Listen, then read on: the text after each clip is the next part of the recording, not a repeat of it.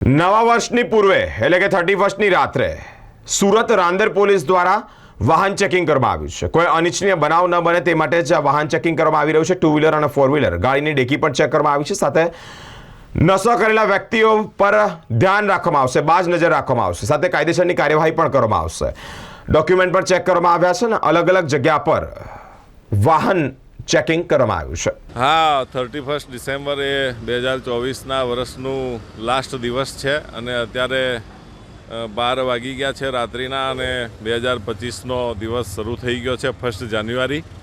તો આ પ્રસંગે લોકો ઉજવણી અર્થે બહાર નીકળતા હોય છે અને કેટલાક કુતૂહલવશ ફેમિલીઓ જોવા પણ નીકળતા હોય છે બાળકો સાથે કે ભાઈ કેવી રીતે ઉજવણી થઈ રહી છે વગેરે વગેરે। તો આવા પ્રસંગે અમે રાંદેર પોલીસ સ્ટેશન વિસ્તારમાં એરિયાના સમગ્ર જે મેઇન નાકા પોઈન્ટ છે તે તમામ જગ્યાએ વાહન ચેકિંગ રાખેલું છે। અમારી જે સરકારી મોબાઈલો છે, મોટરસાઇકલો છે એના દ્વારા સતત પેટ્રોલિંગ કરવામાં આવી રહ્યું છે।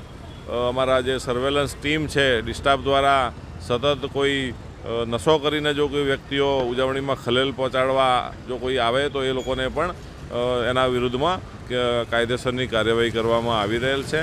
આમ એકંદરે ઓલવેઝ બધી શાંતિ છે અને બહુ સારી રીતે બધું પ્રોગ્રામ ચાલી રહ્યું છે।